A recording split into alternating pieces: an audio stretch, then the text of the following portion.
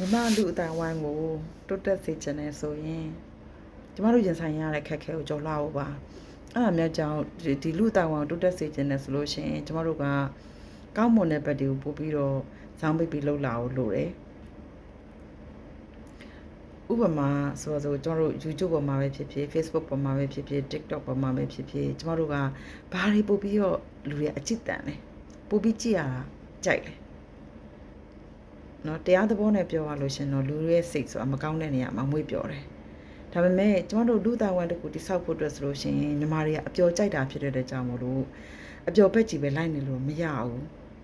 အပျော်ကြီးပဲလိုက်လို့ရှင်ကျမတို့အသိဉာဏ်နဲ့ဖွံ့ဖြိုးတိုးတက်ဖို့အချိန်နေမရှိတော့ဘူးရုပ်ပိုင်းဆိုင်ရာတွေကိုလိုက်ပြီးတော့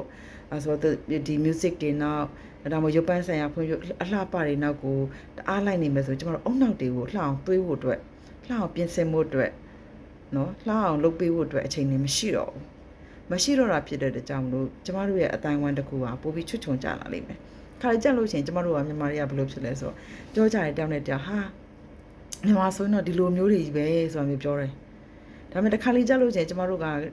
ဟိုပေါ့နော်နိုင်ငံတကာစီထိုးဖောက်ပြီးတော့နေတဲ့လူကြီးမွန်နေလူကြီးဂျွန်နေဖြစ်တဲ့ထူးချွန်ချက်မြတ်တဲ့လူတွေကိုတွေ့လို့ရှိရင်မြန်မာတွေကိုတွေ့လို့ရှိရင်ဟာသူတို့တွေကအရန်တော်တာဆိုပြီးကျမတို့ဂုဏ်ယူကြတယ်အဲ့ဒါကျမတို့မှာဒီအကြောင်းအရာနှစ်မျိုးခွဲထွက်နေတာကိုသတိထားမိလိမ့်မယ်အဲ့ဆိုလူပတ်ဝန်းကျင်တစ်ခုဖြစ်လာလို့ရှိရင်တော့အထူးချွန်တဲ့လူတွေရှိသလိုမထူးချွန်သေးတဲ့လူတွေလည်းရှိတာကိုလက်ခံရမယ်သို့မှတော့လေဒီမထူးချွန်တဲ့လူတွေကထူးချွန်အောင်လုပ်ဖို့အတွက်အခွင့်အရေးနေပေးလာလို့ရှိရင်အကုန်လုံးထူးချွန်နိုင်တယ်အဲ့တော့ကျမတို့မြန်မာလူအတိုင်းဝိုင်းကိုတိုးတက်စေချင်တယ်ဆိုလို့ရှိရင်ကျမတို့မထူးချွန်သေးတဲ့လူတွေလောချက်ရှိနေတဲ့လူတွေကိုကျမတို့မြေတော်မြောက်ပေးဖို့လိုတယ်အဲ့အတွက်ဘာလို့လဲဆိုအတိတရားတွေဖြည့်ဖို့လိုလာတယ်အတိတရားဖြည့်ဖို့အတွက်ကြာကျမတို့ကမကောင်းတဲ့နေရာမှာမွေးပျော်ပြီးတော့အချိန်ကုန်ပြီးတော့ဒီ